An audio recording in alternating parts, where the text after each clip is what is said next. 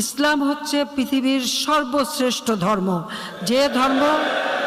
যে ধর্ম সকল মানুষের অধিকার দিয়েছে, যে ধর্ম এদেশের একেবারে সাধারণ মানুষ, প্রতিবন্ধী থেকে শুরু করে হিজড়া থেকে শুরু করে সকলের জন্য একটা অধিকার নিশ্চিত করা আছে, যে ধর্ম নারীদের স্থান করে দিয়েছে। এটা আর কোনো ধর্মে কিন্তু এরকম সুযোগ নেই।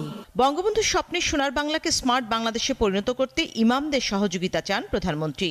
যেখানে সব ধর্মের মানুষ সমান অধিকার ভোগ করবে, থাকবে না ভেদাভেদ, হানাহানি। যেটা পৃথিবীর সর্বশ্রেষ্ঠ শান্তির ধর্ম ইসলাম, তার নামে কেন সন্ত্রাসী নাম যুক্ত হবে সামান্য মুষ্টিমেয় কয়েকজনের জন্য? এটা সত্যিকার যারা এই ধর্মে বিশ্বাস করে তাদের জন্য খুব কষ্টদায়ক। তাই আপনাদের কাছে আমার অনুরোধ যে এই সমস্ত কুসংস্কার, জঙ্গিবাদ, সন্ত্রাস এগুলি নির্মূল করার ক্ষেত্রে আমি আপনাদের সহযোগিতা চাই।